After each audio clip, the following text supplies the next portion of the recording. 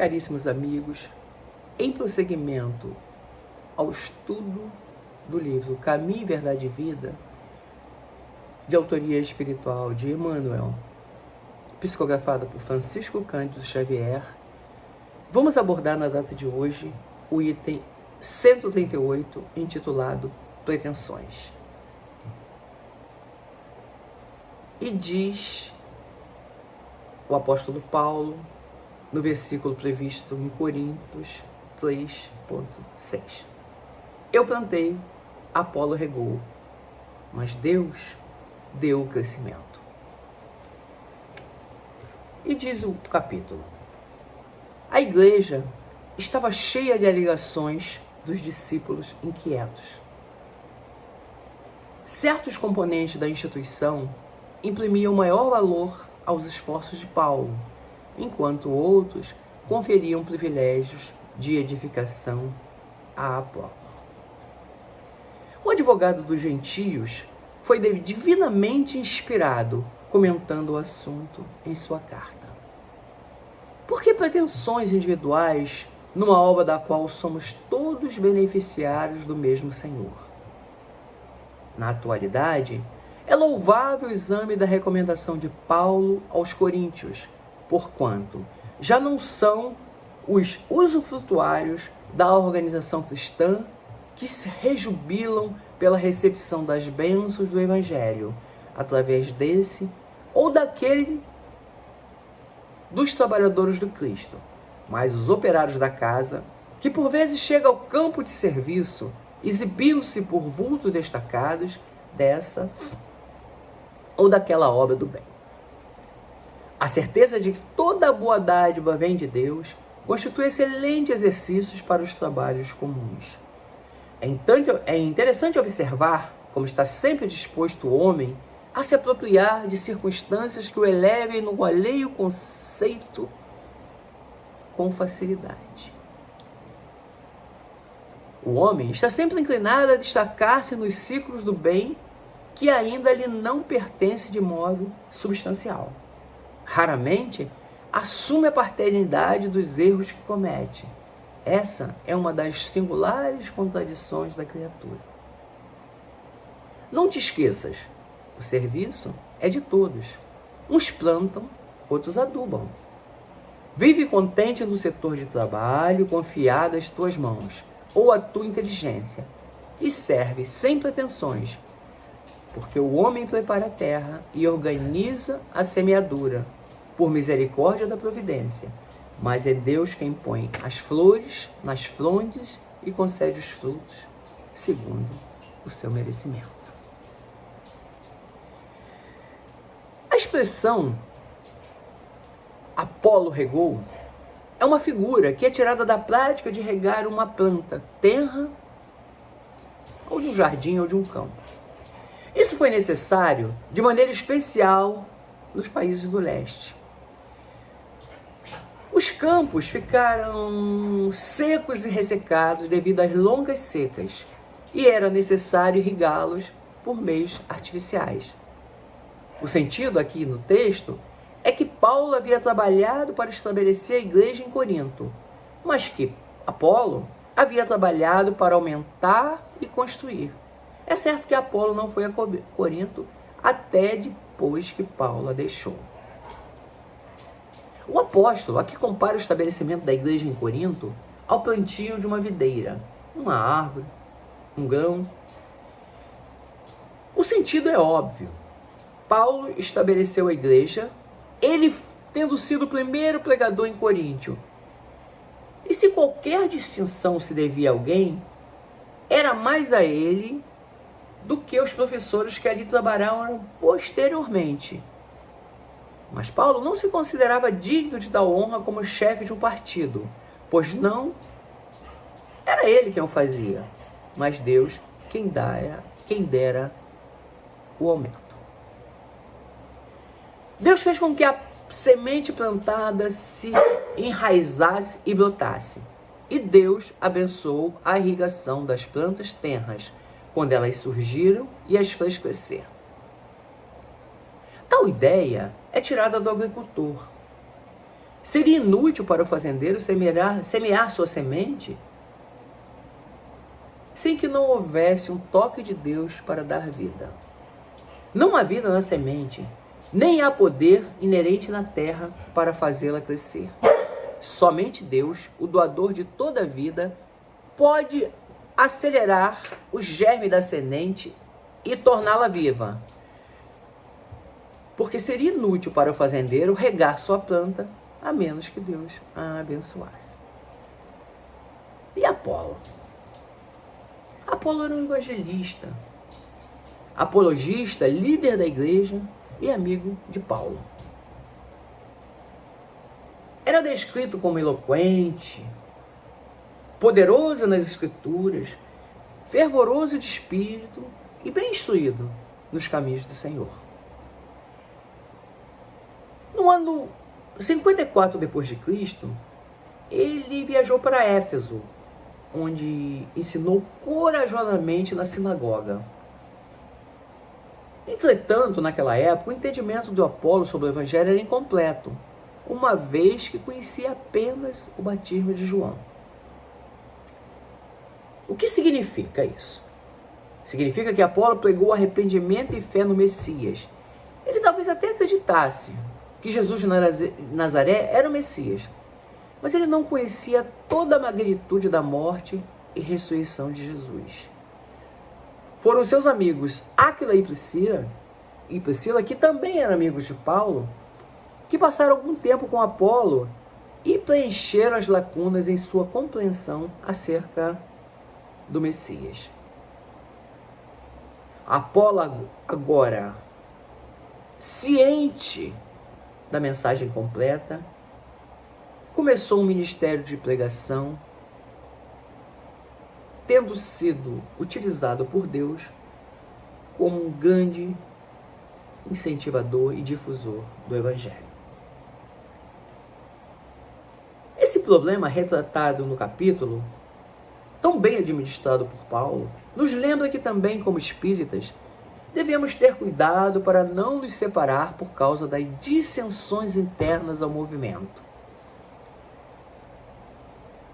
Por causa das dissensões, os cristãos se dividiram em várias igrejas, cada uma constituindo uma facção espírita, uma facção cristã. Cada uma passando a pretender ter uma interpretação mais ajuizada e coerente do Evangelho do Cristo. Em decorrência disso, passou a valer a pretensão que fora dessa ou daquela igreja não haveria salvação. Allan Kardec faz uma análise sobre essa questão no capítulo 15, intitulado Fora da Caridade não há salvação, previsto no Evangelho segundo o Espiritismo. Essa máxima, fora da caridade não há salvação, consagra o princípio da igualdade perante Deus e da liberdade de consciência, tendo-a por norma que todos os homens são irmãos e qualquer que seja a maneira por que adore o Criador, eles se estendem as mãos e oram uns pelos outros. O dogma, fora da caridade não há salvação,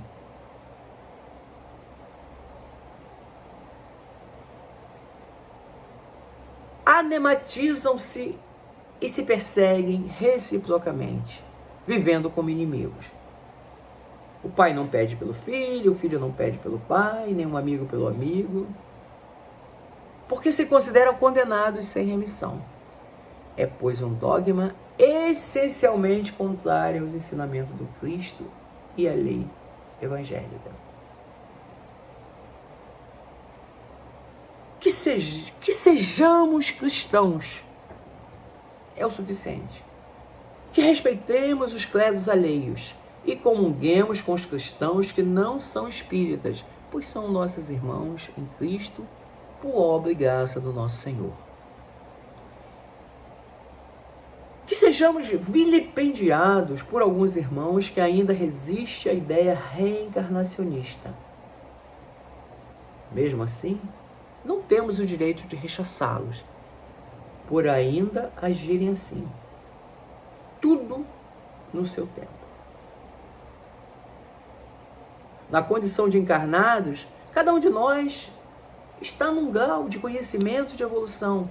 É como se fora uma escada, onde cada um está no degrau correspondente. Quando Paulo o apóstolo diz, eu plantei, mas Apolo regou, eu plantei, Apolo regou, mas Deus deu o crescimento, estava se referindo ao fato de muitas pessoas que congregavam estavam querendo se achar superiores aos outros irmãos. Uns se consideravam maiores porque seguiam Paulo.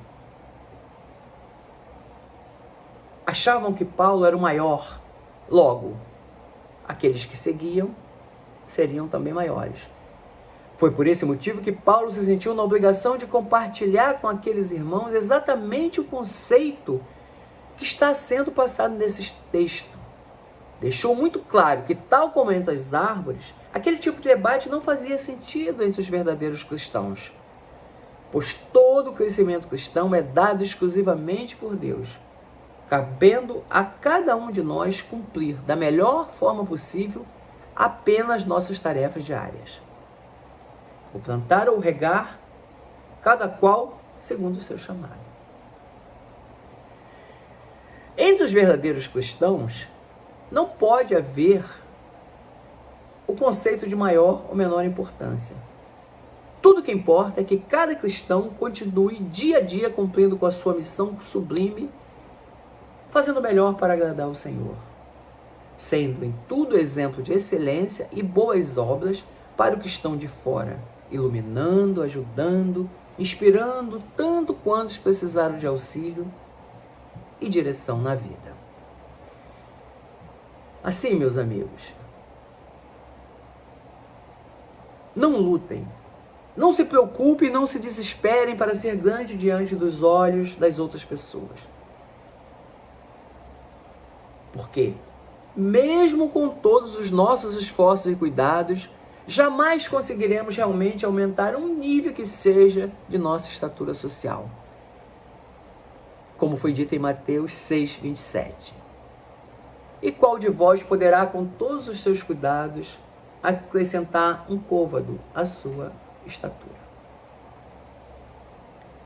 Tentar fazer isso por si mesmo só lhe trará batalhas desnecessárias, acúmulo de peso extra e desgaste físico e mental absurdos. Concentremo-nos apenas em cumprir a nossa missão como cristão, como espírita, vivendo a nossa vida dessa forma. Não importando se as pessoas do mundo ou mesmo de congregações julgam ou dizem que nosso nível de status sociais ou do nosso tamanho e importância da sociedade é pequeno. Que consigamos manter a nossa simplicidade, nos concentrando sempre em ser como as árvores, sendo um guardião da vida da humanidade, gerando frutos que a beneficiem, conservando e iluminando tantos quanto puder, como está escrito em vós sois o sal da terra e vós sois a luz do mundo. Se você realmente se desapegar desse desejo mundano social, por crescimento sem sentido, nos mais variados aspectos da vida, então terá desenvolvido o requisito primordial para que Deus lhe dê o crescimento que Ele verdadeiramente deseja para a sua vida. E seja qual for esse crescimento, ele acontecerá de maneira espontânea e progressiva, exatamente como ocorre com as árvores. Para finalizar, relembremos o disposto no Livro dos Médiuns, no capítulo 29, que trata das reuniões mediúnicas e a vigilância dos promotores de perturbações. Casas espíritas devem primar pela simplicidade, aplicando em suas construções o básico para o estudo, divulgação e prática do Consolador. Não adianta luxo se não há compromisso com Cristo. O que acontecer na casa espírita fruto da nossa atuação, boa ou má, será sempre de nossa inteira responsabilidade. Sempre que o orgulho, a vaidade, a língua viperina e a intolerância adentrarem os tempos espíritas, estaremos abrindo brechas aos adversários do amor, tumultuando a obra do Cristo. O médium é um pequenino servidor. Os que têm a produção mediúnica divulgada assumem um compromisso moral com as leis universais. E a falta da vivência dos ensinamentos superiores acarreta consequências para o medianeiro. Ele será tentado de todas as formas. O médium deve ser discreto, pois, se ele faltar com a seriedade, com a verdade, com o estudo assíduo, e se buscar privilégios, com certeza, os espíritos o abandonarão.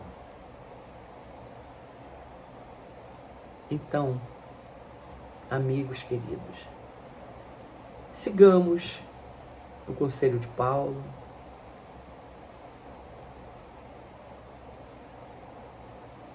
não desejando ser protagonista